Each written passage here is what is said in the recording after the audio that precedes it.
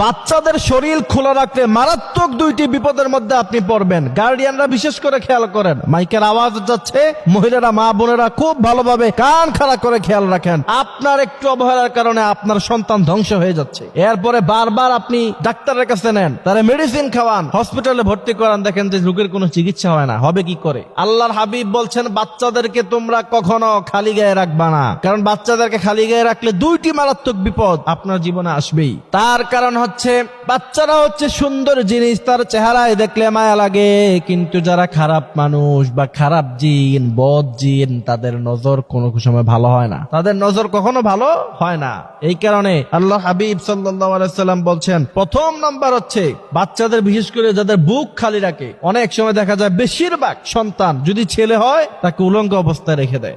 একবার একদম ছোট্ট বাচ্চা হলেও মায়ের গর্ভ থেকে এসে বের হয়েছে 2 মাস 3 মাস তার বয়স, তাকেও আপনি সতর ঢেকে রাখবেন। আল্লাহর হাবিবের সতর পৃথিবীতে কেউ কোনোদিন দেখে নাই। আল্লাহর হাবিবের চাচা মক্কায় কাজ করা অবস্থায় বললেন, ভাতিজা মাথার মধ্যে যে ইট নাও, মাথার মধ্যে তো ব্যথা পাবা, লুঙ্গিটা টান মারলেন।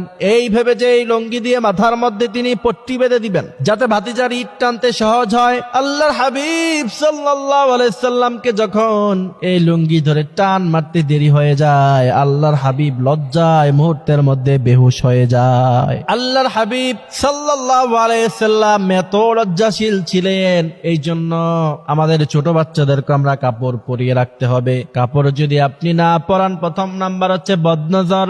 আর বদনজর আন্নাদর হাক্কুন, বদনজর যদি কোনো বাচ্চার লেগে যায় আর যদি সে বদনজর থেকে বাঁচতে না পারে, তার দুনিয়া শেষ।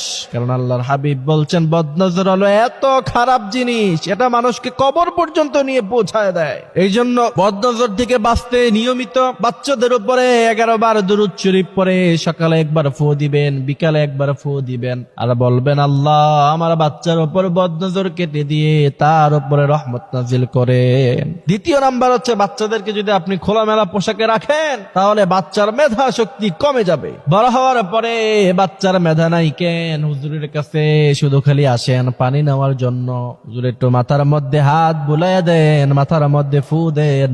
এখন বড় হওয়ার পরে যতই আমি ফু দেই, ফু কাজ আসবে না। এই জন্য বাচ্চার মেধা যাতে না কমে যায়, বাচ্চাকে সতর ঢেকে রাখবেন, বাচ্চাকে খোলামেলা রাখবেন না, বাচ্চার লজ্জা শরম কমে যায়। ছোট বাচ্চাকে যেইভাবে আপনি তরবিয়ত দিবেন, বড় হলেও সে সেই একই রকম হবে।